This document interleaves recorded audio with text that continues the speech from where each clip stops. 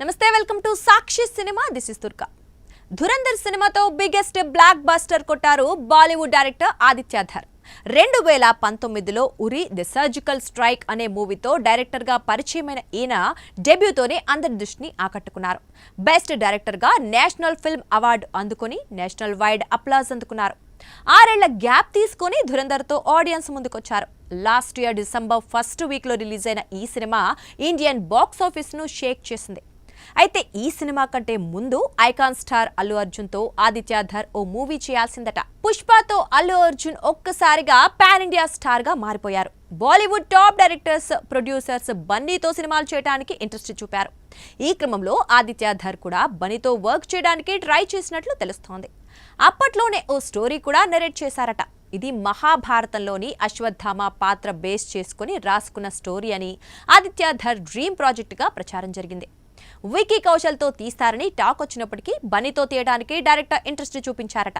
ఇక స్టోరీ నచ్చడంతో బన్నీ కూడా పాజిటివ్గానే స్పందించారట. అయితే ప్రభాస్ కల్కి కారణంగా ఆ మైథాలజీ ప్రాజెక్టు ఆలోచనను విత్డ్రా చేసుకున్నారట. ప్రభాస్ హీరోగా నాగ్ అశ్విన్ డైరెక్షన్ లో వచ్చిన సైన్స్ ఫిక్షన్ మూవీ కల్కి 2898 AD పురాణాలను ఫ్యూచర్ వరల్డ్ తో లింక్ చేస్తూ రూపొందించిన ఫిక్షనల్ పాన్ ఇండియా సినిమా ఇది. ఇందులో కర్ణుడు, అర్జునుడు, కృష్ణుడు, అశ్వత్థామ వంటి ఐకానిక్ క్యారెక్టర్స్ ను చూపించారు. ప్రభాస్ బౌంటీ హంటర్గా, కర్ణుడిగా 2 పాత్రల్లో కనిపించగా అశ్వత్థామగా బాలీవుడ్ లెజెండరీ యాక్టర్ అమితాబ్ అదరగొట్టారు.